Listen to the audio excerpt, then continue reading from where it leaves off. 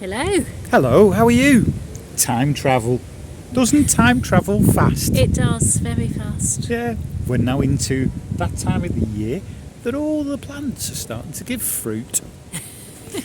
Time travel. Random statements, but anyway, welcome to this week. How are you?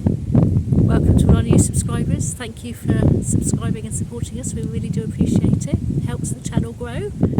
Keep sharing us and keep pushing us to your friends that might be considering, or just for the laugh factor.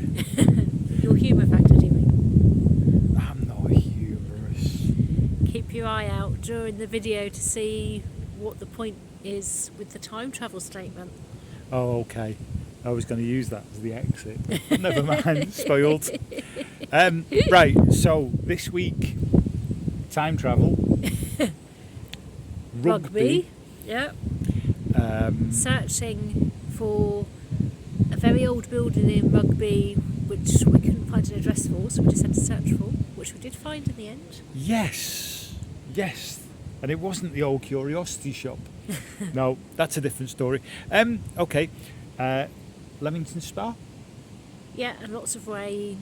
And wet stuff. Not happening today just yet. So Makes anyway, a change. best get on with the video. Push the button, ring the bell. It's free to you, to us, and the sheep over there. See you later. See you at the end.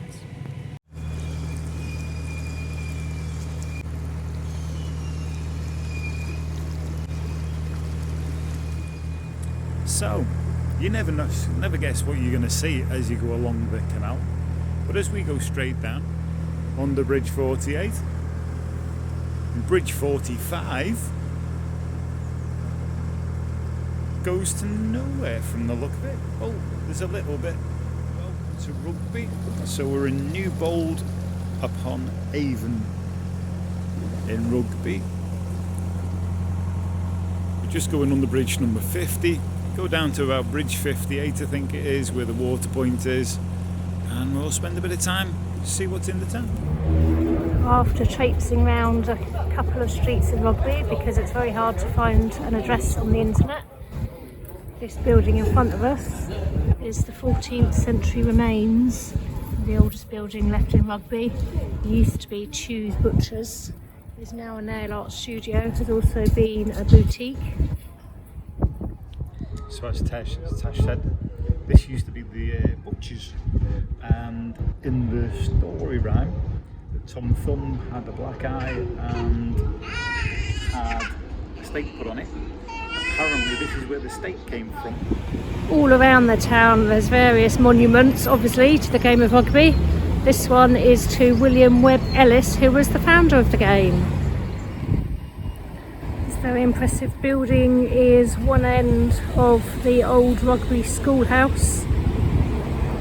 It's a very long, historic, ornate building. Can't get into it to have a decent look, but it is a building worth coming to look at the architecture.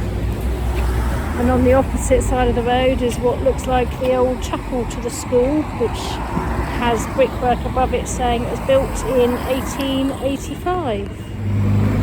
Here's the blue plaque on the building saying that this is near the birthplace of Lawrence Sheriff, who was the founder and generous benefactor of Rugby School. Rugby obviously didn't suffer bombing to the same extent of the war as Coventry did, so there's still a lot of old buildings here, unlike in Coventry where a lot of them were flattened during the fateful World War II days. Outside the museum and library is another monument to the game. The museum and the library just there, unfortunately it is closed. It's easy enough to find. It's opposite Asda. First lock. Tasha's just talking to the volunteer, as you can see behind.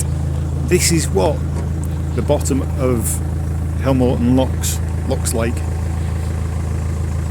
It's just a quick fleeting one. Tasha's just opening the gate for us.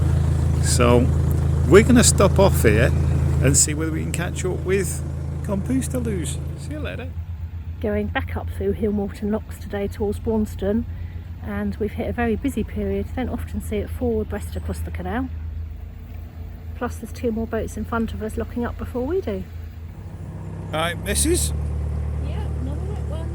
Just a bit. So, it's going to be a farewell to Braunston. We're heading on to new waters today. Where are we going today, darling? Hopefully to Leamington. There's a joke in there somewhere, isn't it? Is it a long itch in the Ton regions? No. Okay, never mind. We'll go back on that one. Anyway, so Bridge 90. We just go round the bend and then we turn right. And we'll go under a beautiful double arch bridge with a little island in the middle. On to... Sir, can I butt in, sir? Anyone that's leapfrogging a vehicle with a boat, there is parking and a lay-by just up from Bridge 90. There you go. Useful information. Yeah, don't tell them now because like our van's there. See, we've done all the pleasantries. We come round the corner.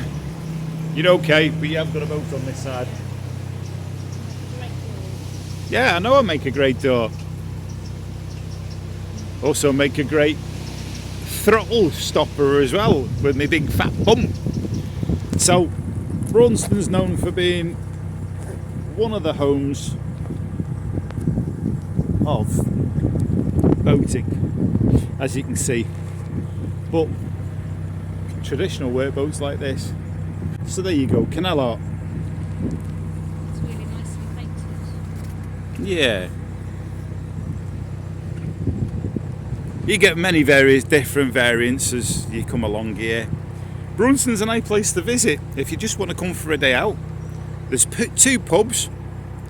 2 pubs. 2 pubs. Cafe and a shop with ice cream. Yeah. Bottom lock has got the ice cream shop. Yeah, there's about 6 locks for you to watch boats come up and down on. And if you also need some stuff for...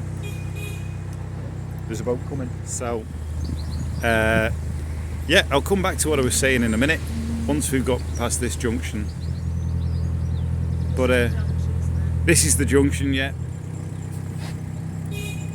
So we're turning right. Give a couple of blasts on the horns.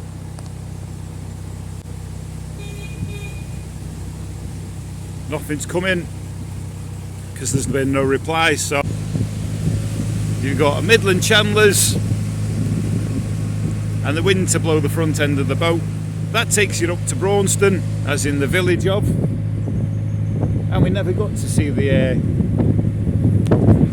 church and the spire and the windmill up at close hand. Welcome to new waters, baby. So we got about 5.5 miles to get down to the junction. It's Napton Junction, isn't it, if I'm correct? Bye bye, Braunston. Bye bye. This first section of the Grand Union Main Line used to be used by the Grand Union Company and the Oxford Company, and it was actually owned by the Oxford Company, and they used to charge excessive tolls to use it. Swallows it in a kamikazes. Did you see that one? Almost hit the head. But Oxford Canal Company used to get away with charging excessive tolls because this was a vital link down towards Napton Junction, where you could then obviously either go south on the Grand Union down towards Oxford and London, or north and up into Birmingham. Very busy stretch of canal. We've only been going about 10 minutes, and I think this is boat number 5 that's passing us moving. I think this one's number 4 Is it and number 5. 4? 5's a little bit further Yeah, up. it's very busy. We've got the boat here selling swan and duck food. I believe they sell plants as well. Been on a narrow stretch of canal. We haven't seen many wide beams lately. There's 2 here.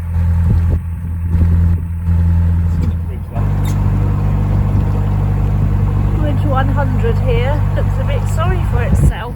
Looks like the top part of the wall's fallen off over the years and been replaced with chains. Mrs. C sat up on your little perch. I can't do an awful lot when you sat up on a perch and right by the side of me. She actually sat with her feet on the seat. Well done. I'm not taking that away. Anyway, the whole point to this bit was the fact that like just to show you just a little bit of difference than just cities and history and bits that we actually do see while we're actually out on the cut. What a beautiful sight. I suppose it would be even more beautiful if the sun had been out. But hey ho, enjoy it. Want to know the significance of that flag? It's got shells down the middle of it. I think this one's covering their options with the solar in case the sun comes out. Lovely historic boat here. Here we are, arriving at the junction.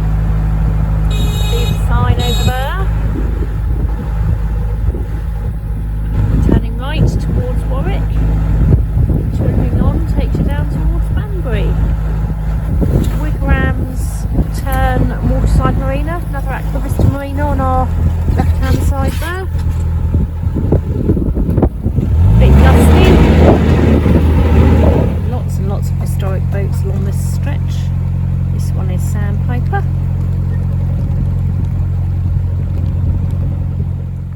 We've just got to our first set of locks for the day.